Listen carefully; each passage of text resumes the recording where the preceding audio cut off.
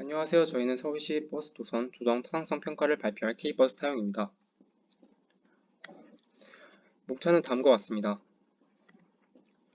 현재 서울시는 매년 바뀌는 수요에 따라 노선 조정을 실시하고 있습니다. 개발 등의 이유로 수요가 계속해서 변화하고 조정 시 인근 주민들의 갈등은 지속되고 있습니다.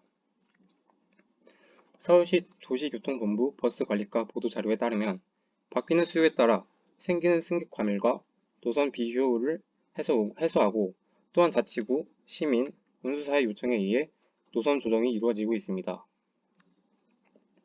저희는 어떠한 방식으로 노선이 조정되는지 알고자 서울시 버스정책과와 인터뷰를 했습니다. 현재 노선 조정을 할 때 내부적인 절차에 따라 검토를 하지만 지침이 따로 존재하지는 않으며 노선 조정 시 의견 충돌 발생이 빈번하다는 것이었습니다. 또한 노선 조정의 목적으로는 민원 해결이 주를 이루고 있습니다. 대규모 택지 개발이나 민원 과다로 인한 노선 추가가 무분별하게 이루어지고 있어서 노선 조정이 타당했는지 알고자 이 연구를 진행했습니다. 노선이 조정되는 방법이 매우 다양하기 때문에 분석의 편의를 위해 일반화하여 분석했습니다. 이동자의 이동시간 관점에서의 노선을 분석했고 이동시간의 증가를 비용으로 이동시간의 감소를 편익으로 설정했습니다. 추가로 저희의 기본 가정은 다음과 같습니다. 노선이 조정되는 구간과 직접적인 관련이 없는 승객은 그대로 이용합니다. 또 환승 비용은 10분으로 설정했습니다. 이동시간은 가장 교통량이 많은 평일 오후 6시를 기준으로 계산했습니다. 발생량과 도착량이 같다는 1일 OD의 특징을 이용해 노선의 양방향이 대칭인 경우 각 정류장별로 승차 인원과 하차 인원이 같다고 가정하였습니다. 최근 데이터 중 2021년과 2022년 데이터를 비교하여 최대한 코로나로 인한 변수를 줄이고자 하였습니다. 노선이 조정되었을 때 승객 수요의 변화가 안정화되는 시기를 6개월로 판단하였고 저희 관심 밖의 조건이 개입하지 않도록 21년 3월과 22년 3월 평일 데이터를 이용하였습니다. 아래 두 항목은 뒤에 자세히 설명하겠습니다. 편익과 비용에 대해 설명드리겠습니다. 편익은 조정함으로써 혜택을 받는 사람들의 이동시간 감소량입니다. 먼저 왼쪽 그림에서 옆으로 돌아가던 사람들이 직선으로 감으로써 생기는 편익이 있습니다. 또 오른쪽 그림에서 원래는 파란색 노선을 이용하기 위해 보라색 노선을 타고 와야 했던 인원이 환승 없이 바로 이용함으로써 생기는 편익이 있습니다. 비용은 조정을 하여 손해를 보는 사람들의 이동시간 증가량입니다. 먼저 왼쪽 그림에서 파란색 노선으로 가는 사람들이 빨간색처럼 돌아가면서 생기는 비용이 있습니다. 또 오른쪽 그림에서 빨간 노선이 파란 노선으로 조정되면서 빨간 노선의 정류장 승객이 환승을 해야 하기 때문에 생기는 비용이 있습니다. 이렇게 편익과 비용을 크게 두 가지식으로 나누어 분석했습니다. 노선 조정에는 정류장이 추가되는 것과 삭제되는 것으로 나눌 수 있는데 각 경우에 따라 추가적으로 세부 가정을 적용했습니다. 먼저 정류장이 삭제되었을 때의 세부 가정입니다. 노선이 조정되어 1, 2, 3번 정류장을 지나가지 않을 때 승객들의 이동을 그림과 같이 가정했습니다. 핵심은 조정 후에 가장 가까운 정류장까지 이동하여 원래 이용하던 버스를 그대로 이용한다는 것입니다. 가장 가까운 정류장까지 이동하는 방법으로는 도보나 대중교통을 타고 가서 환승을 하는 것이 있습니다. 없어진 정류장들 사이에서 이동하는 인원은 각각의 OD를 고려하여 편익과 비용을 산정했습니다. 각 정류장별로 보면 다음과 같이 그릴 수 있습니다. 이 경우에는 각 경로에서 대체 노선이 많기에 실제 이동하는 시간은 변화가 없지만 4에서 다시 원래 이용하던 162번으로 환승하는 비용이 생깁니다. 따라서 사라진 정류장 이용객 수에 환승 비용을 곱한 것이 비용이 됩니다. 정류장을 추가한 경우입니다.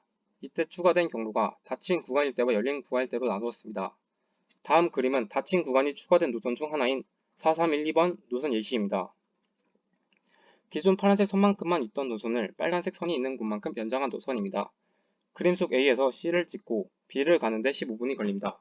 따라서 기존에 A에서 B로 가던 사람들은 조정 이후의 노선을 이용하고 A에서 다른 수단을 이용합니다. 즉 A에서 내려 목적지까지 걸어가거나 B 이후에서 탑승하여 추가 소요 시간을 줄이고자 할 것입니다. 첫 번째 그림은 A에서 내려서 가는 경우이고 두 번째, 세 번째는 B 이후에서 탑승하여 목적지로 이동하는 경우입니다. 다음으로 열린 구간이 추가된 노선 중 하나인 150번 노선입니다. 새로 생긴 구간 중 B에서 하차하는 승객은 기존의 A에서 하차하여 다른 수단을 이용했다고 가정합니다. 또한 B에서 승차하는 승객은 기존의 D까지 다른 수단으로 이동해서 D에서 150번을 이용했다고 가정합니다. 150번 노선을 이용하다 그림 속 C에서 하차했었던 승객은 A 이전에서 하차해 다른 수단을 이용합니다. C에서 승차해 150번 노선을 이용했었던 승객은 D까지 다른 수단으로 이동해 150번을 이용합니다. 앞 슬라이드에서 설명한 내용을 쉽게 그림으로 나타낸 것입니다. 대표적인 노선 3개의 편익과 비용 세부 항목은 다음과 같습니다.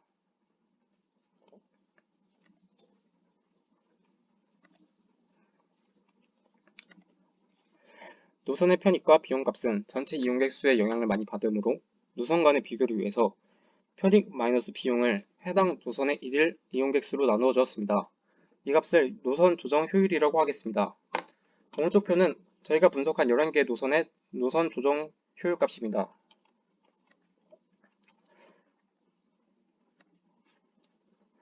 계산한 효율값을 통해 노선의 타당성을 평가했습니다. 노선이 연장된 경우에는 이용자 측면에서 효율이 높습니다. 노선이 축소된 경우 중 조정 구간이 작을 때가 많았고 그 조정에 대해서는 비용과 편익이 모두 작았습니다. 3, 4, 1, 2번처럼 축소된 경우 중 조정 구간 규모가 클 때도 있었는데 이 노선에서는 폐차 시간을 고려하지 않았을 때 비용이 더 크게 나왔습니다.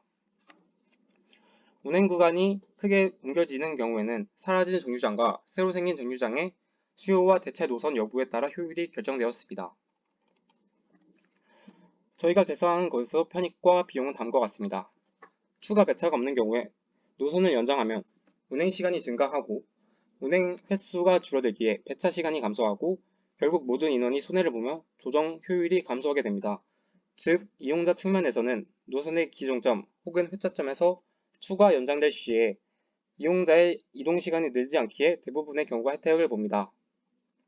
따라서 노선 조정 시 배차 시간의 영향을 덜 받는, 즉 대체 노선이 많이 있는 노선의 경우를 운행거리를 늘리게 되면 효율이 증가할 것입니다.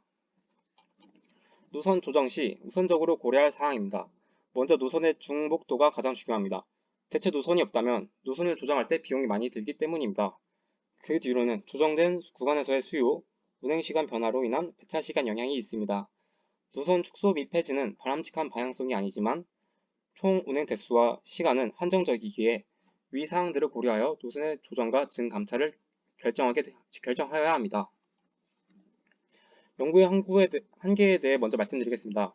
해당 연구는 기존의 대중교통을 그대로 이용한다고 가정하였습니다. 그러나 실제로는 다른 대체 노선을 통하여 이동하는 인원이 많을 것이 예상되기에 산정한 편익 비용은 실제보다 더 크게 산정됩니다. 둘째로 환승 비용을 참고 자료에 따라 10분으로 설정하였지만 실제로는 정류장별, 노선별, 목적별로 환승 비용은 달라질 수밖에 없습니다. 그렇기에 환승 비용을 크게 잡은 것이라면 값이 크게 나타날 것입니다. 또 이용자 측면에서만 효율을 고려하기에 운영 비용을 무시했고 소외 지역에 대한 고려를 하지 못했다는 점이 한계점입니다. 그렇다면 장점 또한 가지고 있을 텐데요. 여러 과정을 통해 계산을 단순화시켜 실용적인 측면을 기대해 볼 수 있었습니다. 모든 OD 데이터를 고려하지 않아도 된다는 장점이 있습니다. 후에 조정되는 노선을 분석할 때 같은 과정을 통해 계산한다면 비교를 할 수 있는 참고 자료 또한 될 수 있습니다. 대신 일반화가 어렵기에 개별적 특징을 판단하여 고려하여야 합니다. 저희는 이용자와 시간으로 인한 영향만 고려하였지만 노선 효율에 영향을 줄 수 있는 다른 요소들, 예를 들어서 운영 시간과 운영 비용 등을 반영한다면 보다 발전된 결론을 도출할 수 있을 것입니다. 2021년도에 조정된 11개의 노선에 대하여 실시해 보았습니다. 앞으로 조정될 경우와 과거에 조정된 사례들을 추가적으로 조사해 본다면 참고 자료로서 신뢰성을 높일 수 있을 것입니다. 다음은 참고 자료입니다. 이상으로 발표를 마치겠습니다.